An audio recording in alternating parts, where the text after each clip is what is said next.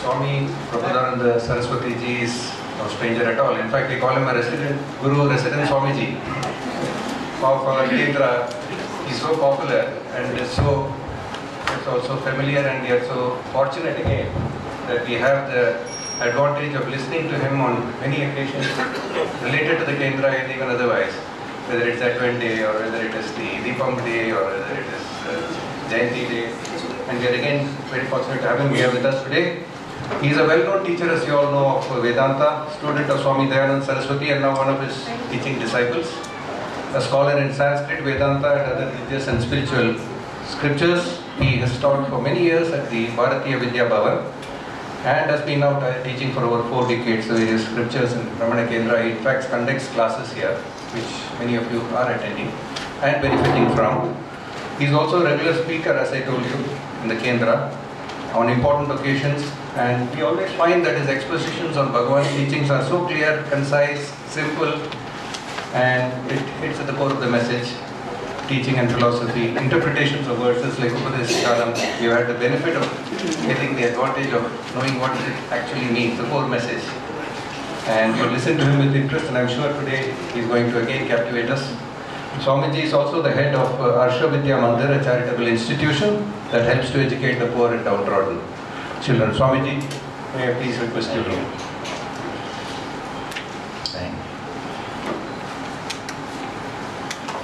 Om Shankaram Shankaracharyam Keshavam Badarayanam Sutra Bhashya Kritav Vande Bhagavantav Punah Punah.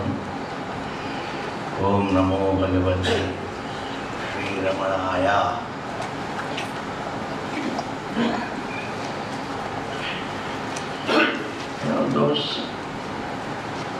There are people in this country, very big scholars, very thinking people, sometimes doubt.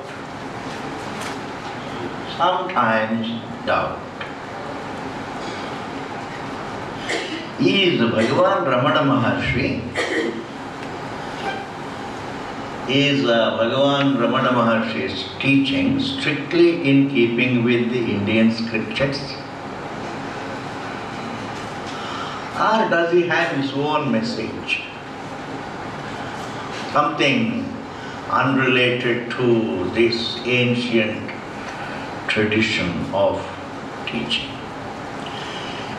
If his message, if Bhagavan's message were something different from the ancient teaching, then it would become a cult. And if it is a cult, then it loses its validity.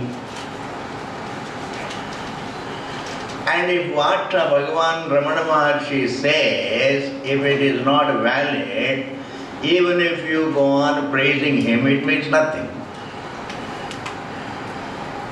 Therefore, it is very important to know, if you have to sustain your devotion to Bhagavan Ramana,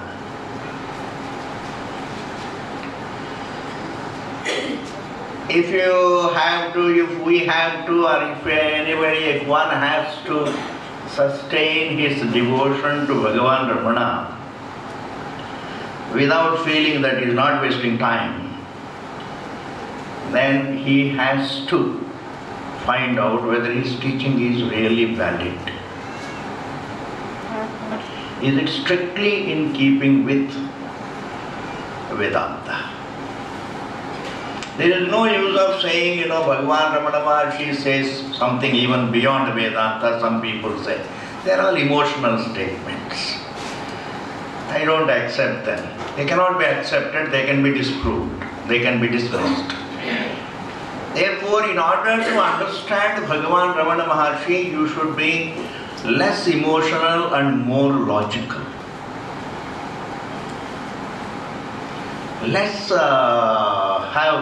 You don't require the fervor of devotion, you require really the subtlety of reasoning. Mere fervor cannot sustain devotion. So in today's this small little opportunity I've got by Bhagavan's grace, I would like to show you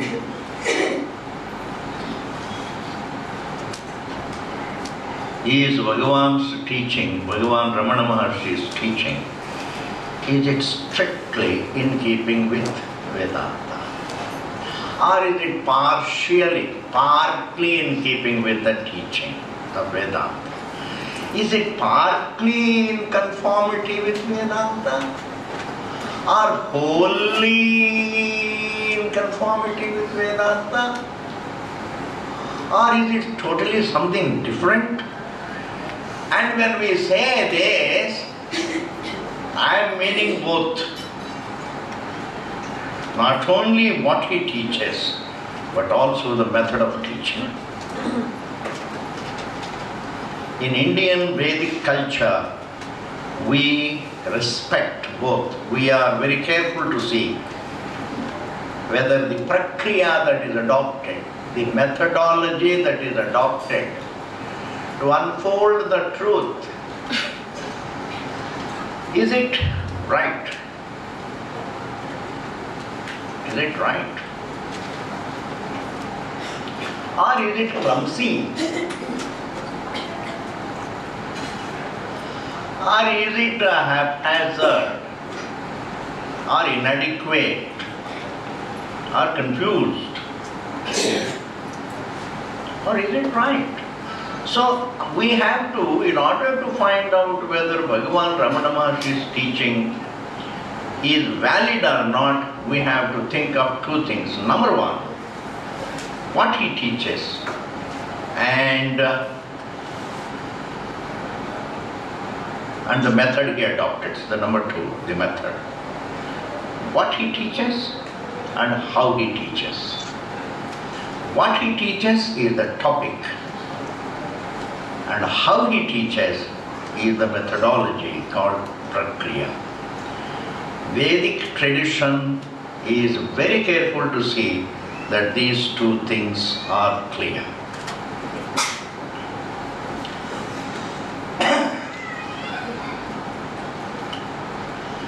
Even the theologians,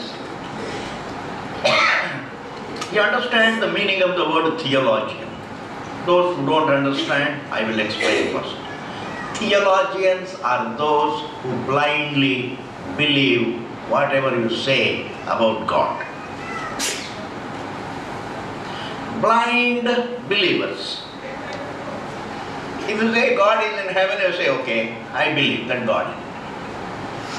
First time you say God is in heaven, he takes it only partly, he receives it partly, and if you go on saying every day, then it takes its root. Then he says, yes, Bhagavan is in body, is in heaven. Then he will say, now you better go and teach others also. Blind belief spreads all over the world like wildfire. All beliefs are divisive, understand? Whether you accept it or not, if you think deeply. Because accepting anything that is unevident divides the society. What is not evident, you imagine something that is unevident. I imagine something that is unevident between my Bhagavan and your Bhagavan. There is a problem and we keep fighting. And therefore, all theologians,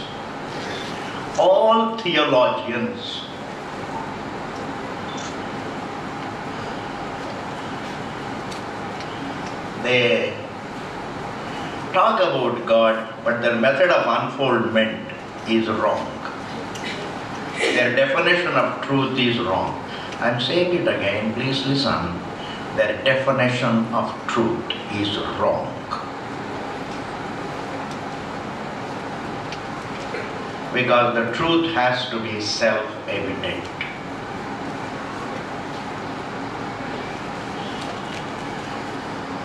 So our existence is not inferred. Supposing you are here now.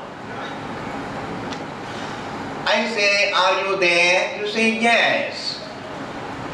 Do you ever say, let me confirm whether I am there? Does one ask his neighbor, hey, Swamiji is asking, am I here? Please you tell me, am I here? I don't mean am I here means listening. Are you here present? You don't have to verify the presence of your existence. One doesn't have to verify the presence of one's existence.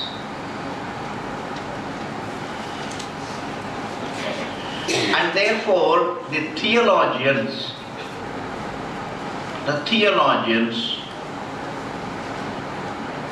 talk about God as something remote. Something remote.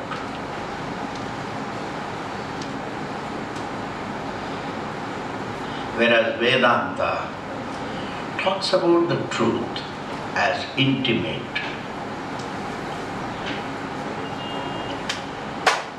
Bhagavan Ramana Maharshi never says that the truth is remote. He says intimate. He says, thou art. Ask, who are you? All these simple questions mean only the one's presence. When Bhagavan Ramana Maharshi says that ego dips into the truth when you discern, and when he uses the term inquire, in Vedantic terminology, please, it means simply saying who am I doesn't unfold the truth. Take up the task of seeing the difference between the thought of individuality and the seer, ego and the self. If the way goes on saying who am I, it is not going to discover what are. It has to discern between substance and the form. Therefore, Bhagavan Ramana Maharshi is strictly in keeping with Vedanta on the count number 1. He talks about the truth as very intimate, as the very reality behind ego. Ego is not vanity. Ego means I am the form, this self-judgment. In Vedantic terminology, it is called anadi adhyasa. Bear with some of the terminology, please, for some time. This thought that I am the body, within this thought is the perception of time. Minus this idea that I am the form, there is no, you don't come across time, the universe. Therefore, Bhagavan always says, Bhagavan Ramana Maharshi always says, presupposing the rise of ego is the perception of time, space, and the whole universe. And even though Bhagavan Ramana Maharshi says the ego, but in Sanskrit when we translate it is anadi adhyasa. Why? Because before one wakes up there is no time. Therefore the ego rises in the timeless, the truth. The individuality rises in the timeless. And time and space and form and this thought of equation are concomitant. They are all together. Therefore, Bhagavan Ramana Maharshi's view, the reason behind the universe, and Vedanta's teaching as to what is the reason behind the perception of the universe is the same. They are not similar, they are the same. Like, your sleep and your Rama's sleep and Ravana's sleep, supposing if they happen to be locked up in the same room. God forbid it. Supposing Rama and Ravana were locked up in the same room and they fall asleep. Rama's sleep and Ravana's sleep are not two similars, they are the same. Similarity also implies a sense of division. And where the sense of division is not there, there is no similarity, the sameness. Are you able to follow? Therefore,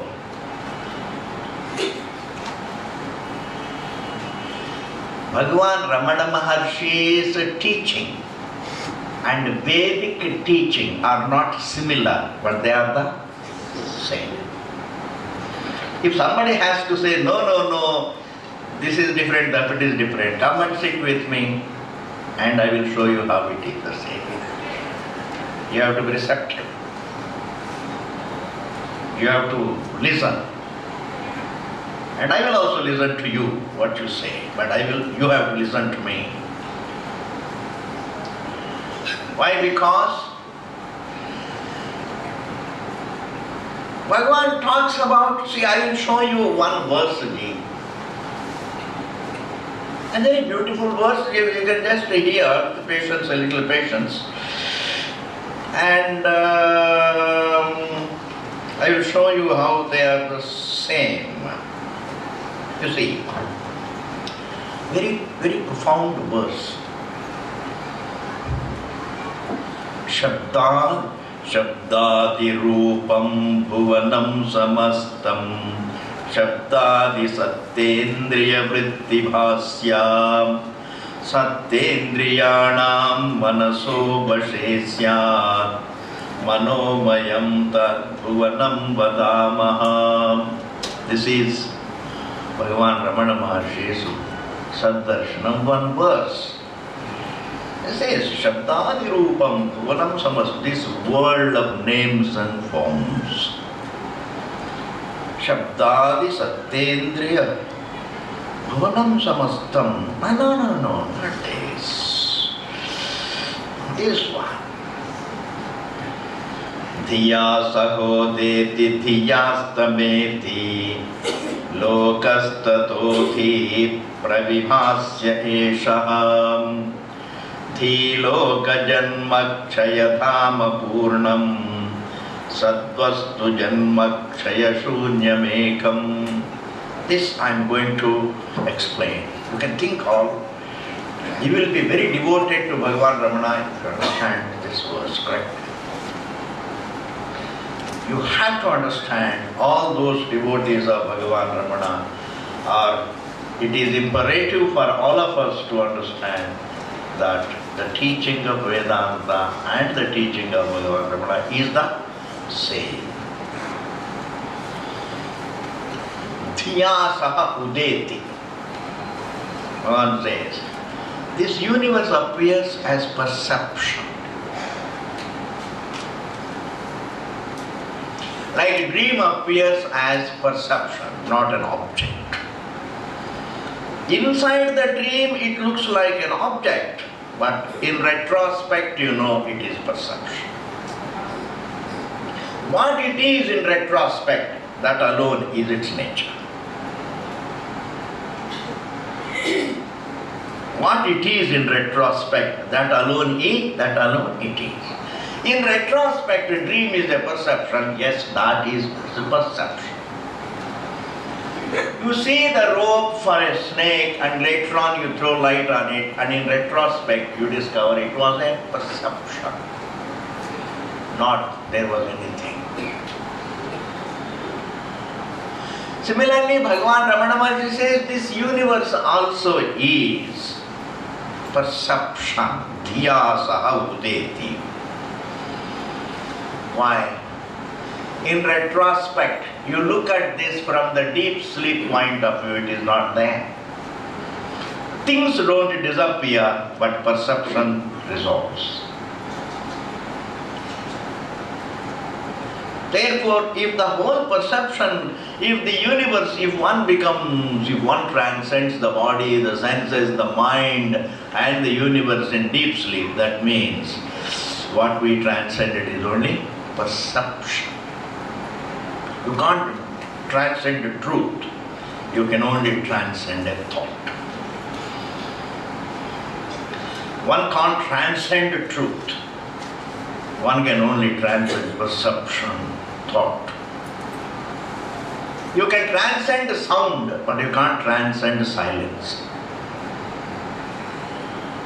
You can transcend the sound to silence, but you can't transcend the silence. Therefore here Bhagavan says, hey, this universe also is perception. Dhiya astameti. And this perception resolves. This perception of the universe doesn't fly away from you. It resolves in you. Like, anger. You are angry. In the morning you get up and you say angry. Because you are supposed to go to office and you get up late. And when you get up late and you are short of time, then you become very angry. And then you take all your anger on your wife or husband or children. And Ramu for that. Ramu is there to absorb all your anger. Poor Ramu. And afterwards you become, you cool down. Where does that anger go? It's a very important question. Where does it go? You say it subsides. Where? Where does it subside? It goes back unto its source, the anger-free truth. The sound subsides unto silence, which is free from the quality of the sound. The sound subsides into silence, in which there is no attribute of sound. In this manner, Bhagavan says, Lokastatoti pravibhasya eshaha. And not only is the perception of the universe rises in the truth, it is illumined by the truth. Illumined by itself. It's like saying, it's very interesting. Baby is born in water. And the very water in which the baby is born, that very water supports the wave. Even when you use the language, the water supports the wave. Is there a division? Supported division. Is there a supporter and supported division? No. Water supports the wave. But are they two? See, the language that is divisive doesn't divide the truth. The language that is divisive doesn't divide the truth. When I say the wave is supported by water, it is divisive. That means it creates a notion that there is something that supports and there is something that is supported. In the same manner, Bhagavan Ramana Maharshi says, this universe is in the perception appears in the truth and gets illumined by the truth. And the moment he uses the language, this world is illumined and the truth illumines. What does it create? It creates in us the idea that there are two, the illuminer and the illumined. Just as between wave and water, there is no division at all, supported. Similarly, between the illuminer and the illumined, there is no division. To explain away this point in Vredaranyaka Bhashyam, Shankaracharya ji makes a lot of effort.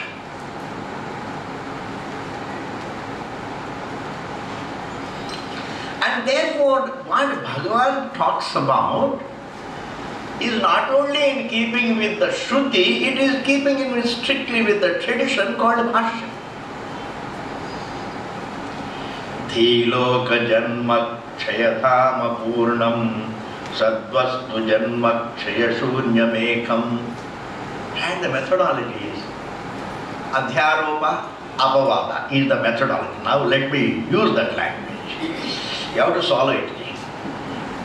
If you call me, you will have to swallow a lot of things. Yes, you have to listen. There is a methodology called Adhyaropa Apavada Prakriya. Bhashyakara says, Adhyaropa Apavadabhyam Nishprapancham Prapanchate. The Prapancha free universe, form free universe, time universe free self, time free self, space free self, pain free self is conveyed, is unfolded by Vedanta, by the methodology of Adhyaropa and Apavada. It is very simple, Ji. People break their heads really. It's a very important, highly important for those who study Vedanta. What is this Adhyaropa Apavada Nyaya? That is looking at oneself from the universe, from the creation point of view, from the object point of view, and looking at oneself from one's own point of view. Bhagavan Ramana Maharshi says, Atma is the source of ego. That is Adhyaropa Drishti. But from its own point of view, it is Shanti. Vedanta also says, truth is the source of everything, support of everything.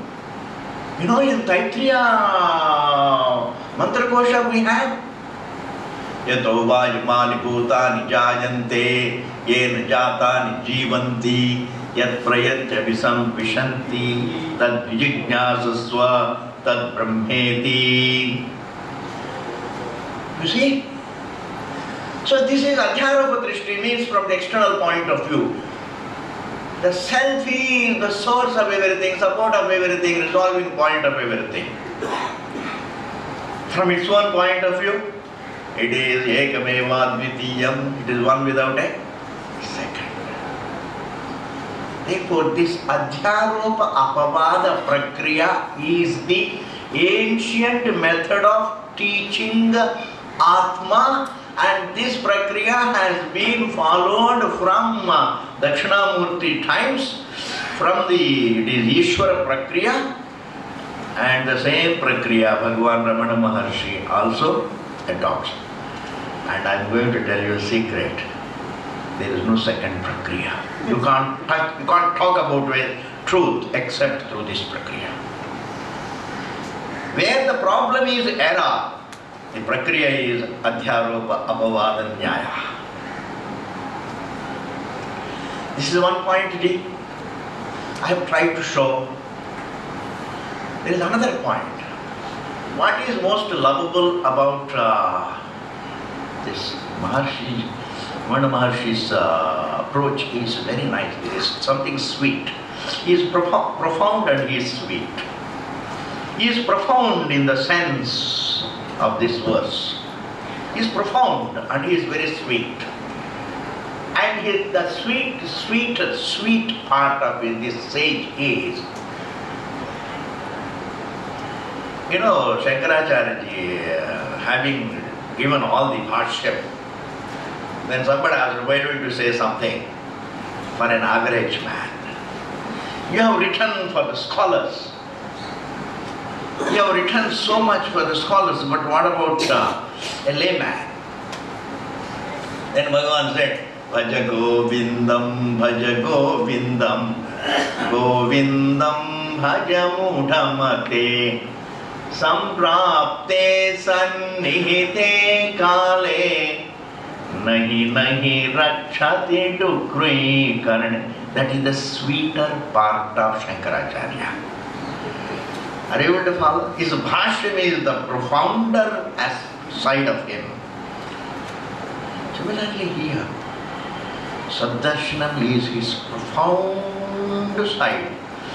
The profounder side of Bhagavan Ramana Maharshi is Sat Darshanam, please. And the sweeter side of Bhagavan Ramana Maharshi is his Upadesha Sar. What is the sweet about it? I tell you, he says, you don't have to, if you are not mentally prepared, if you are not mentally ready, if you are not mentally ready for knowing the truth, you can become mentally ready like that. What is it that makes one ready? Devotion to Bhagavan. Devotion to Ishvara. Ishvararpitam Nechaya kritam Chitta shodhakam Mukti sadhakam. That is the sweet part. Nothing can purify the mind. No exercise, nothing. Prayer purifies the mind. Right? Why? Because the entire Veda, the banks are only Nitya Karma for Chitta Shuddhi. In yesterday's class only I was telling, here, you touch the feet of mother and father, they will say, Ayushman Bhava, Vijayi Bhava, Jug Jig Jivo, Putra Pautra Vriddhirastu, Ayura Arodhya Vriddhirastu, Kalyanamastu, Shubhamastu.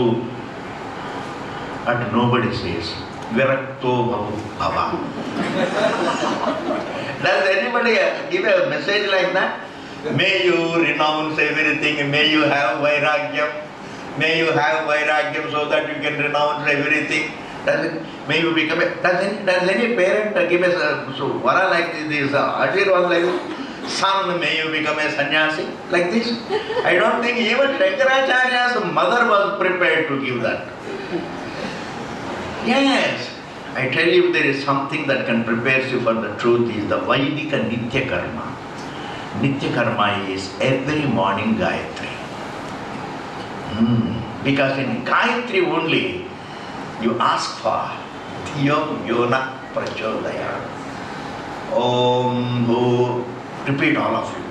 Om Bhur Bhuva Swaha Tat Savitur Varenyam Bhargo Devasya Dhimahi Dhiyo Yona Prachodayat. In this what happens? It is this recitation that gives you Vairagya. Because the Sankalpa is Dhiyo Yona Prachodaya. First is prayer. First is Upasana. Then is Sankalpa. Om Bhur Bhuvasva is a stuti. Om Bhur Bhuvasva stuti. Tat Savitur Varenyam Bhargo Devasya Dhimahi. Dhimahi Upasana. Dhiyo Yona Prachodayat is Sankalpa. And what does the Sankalpa say? Please guide us to Jnanam, Vairagyam and the truth.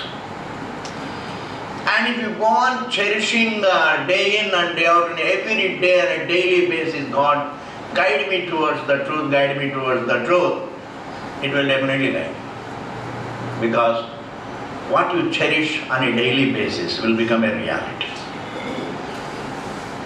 If you cherish on a daily basis, that is the law, that will become a reality.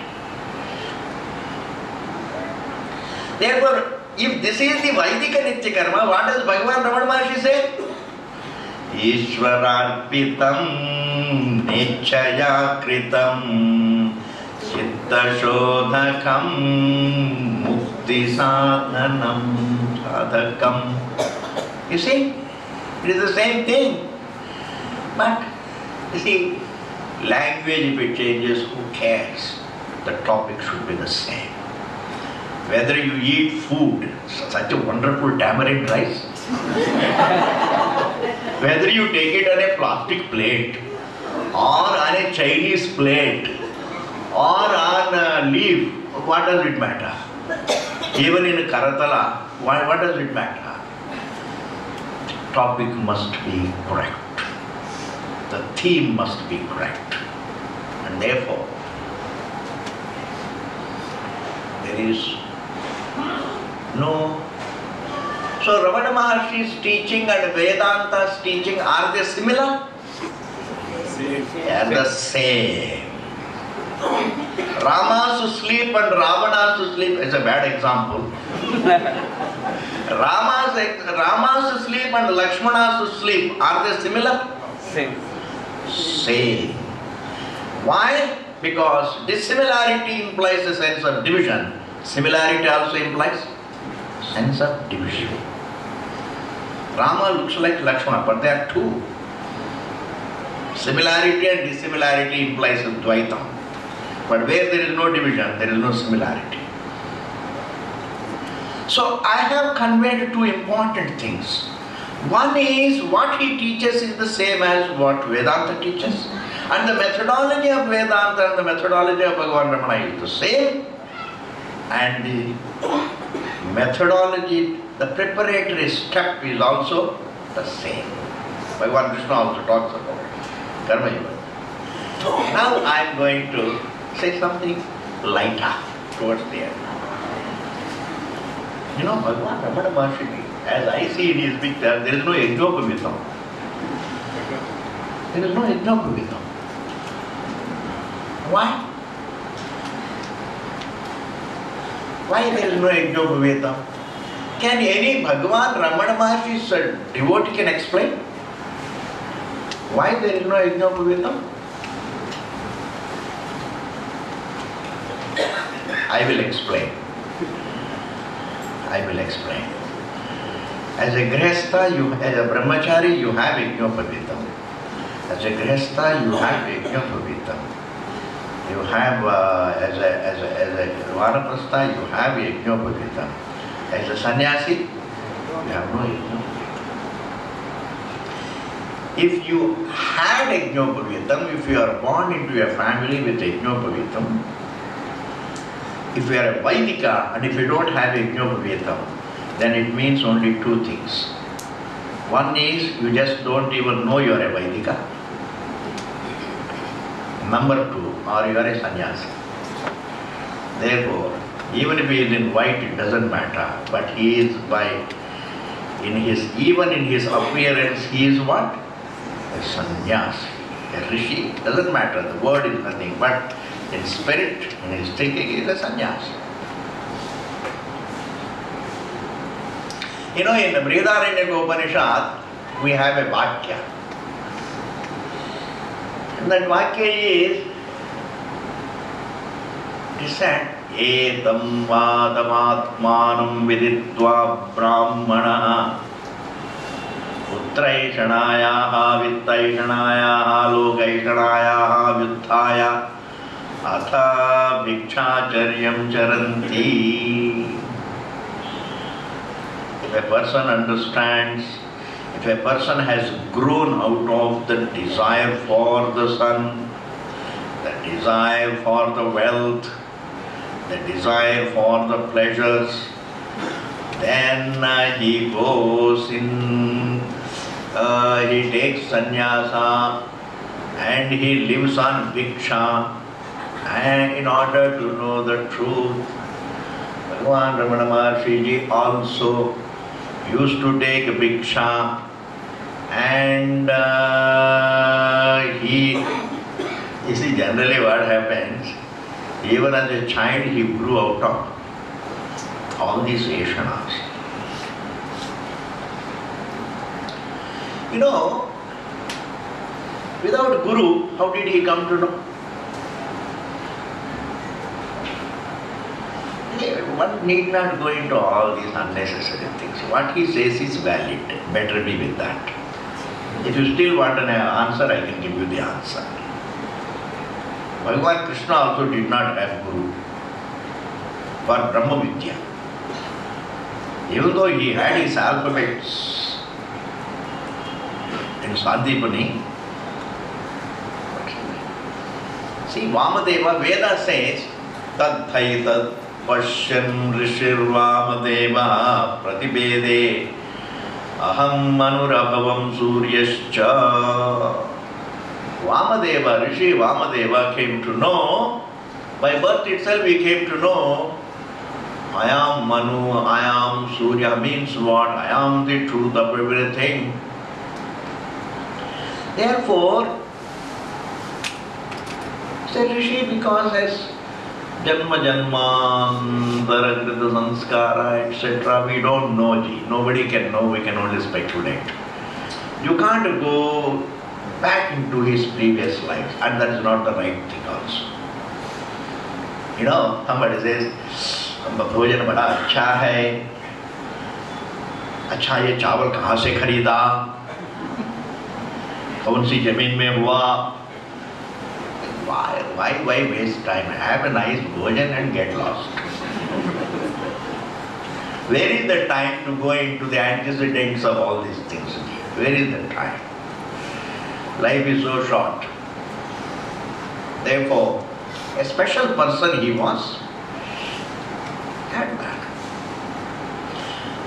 Similarly, who wrote Vedanta? I say, who wrote the universe?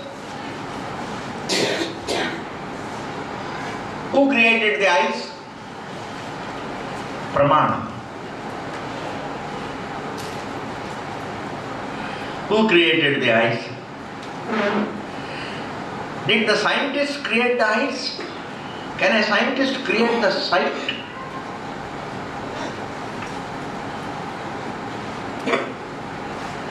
Can the scientists create the sight? No.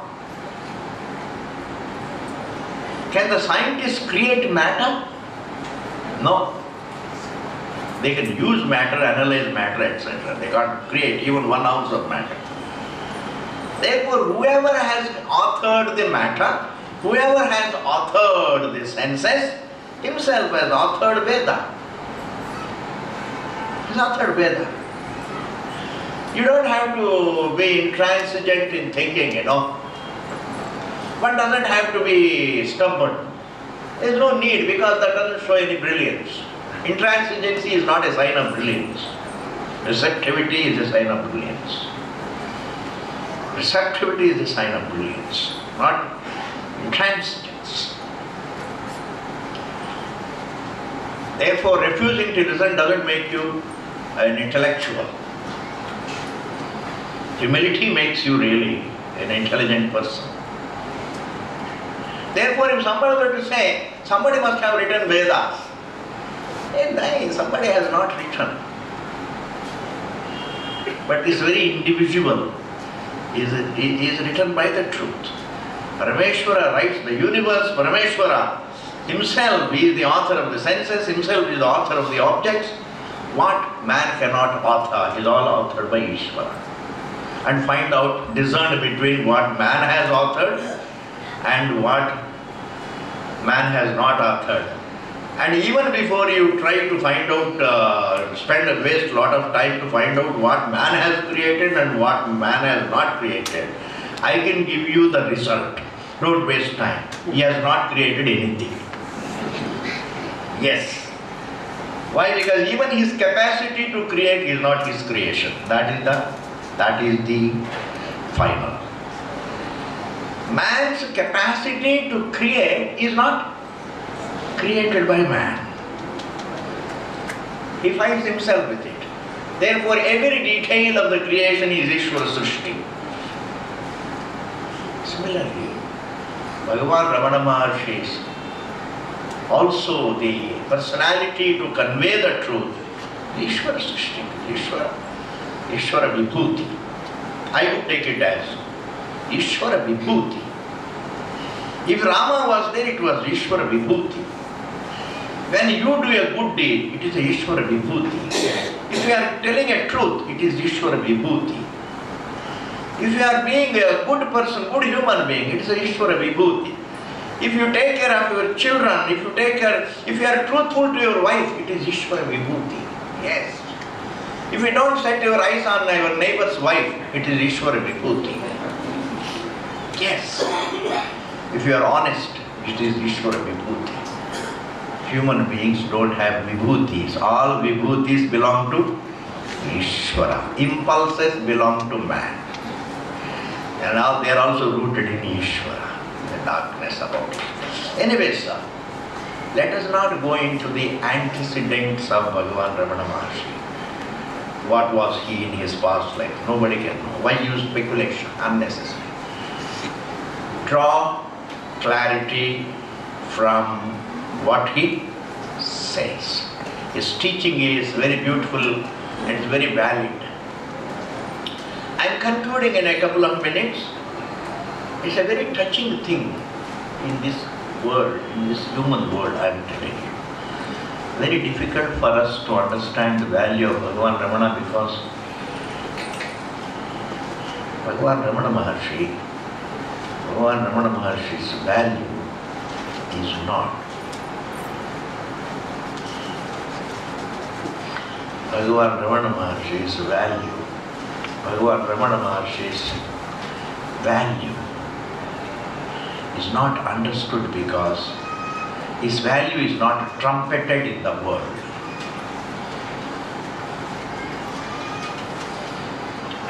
The very, very highly intelligent people have had an insight into what he says.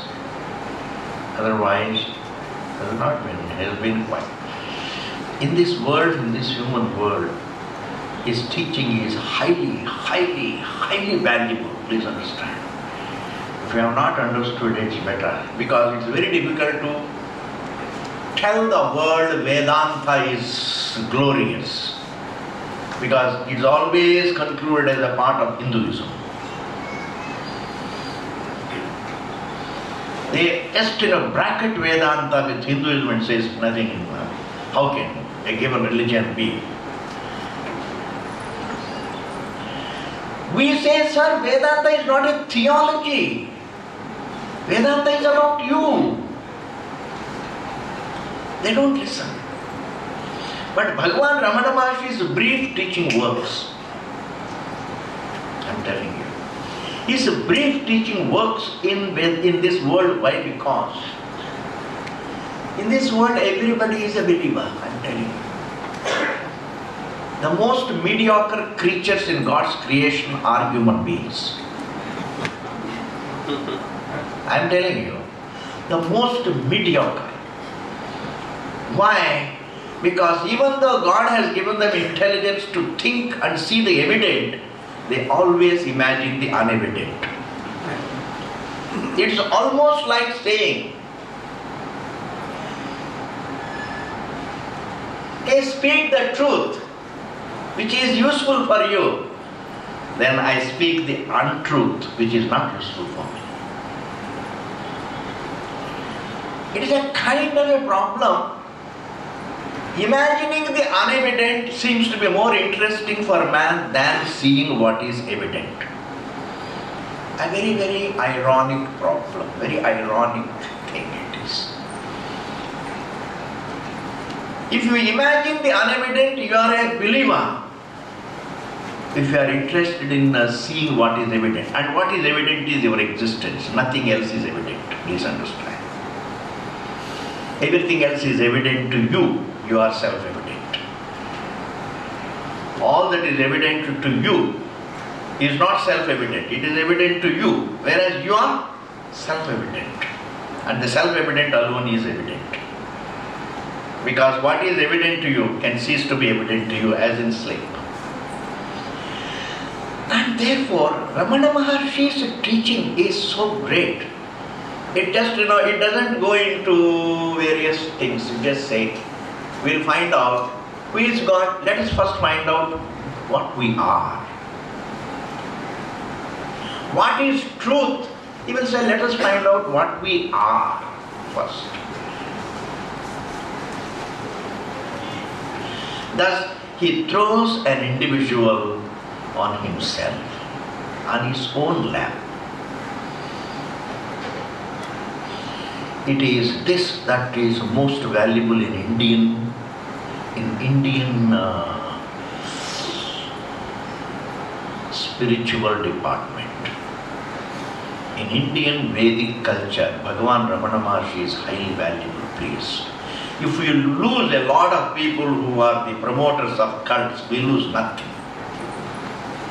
A lot of people worth being forgotten in this country, I am telling you. A lot of people are worth.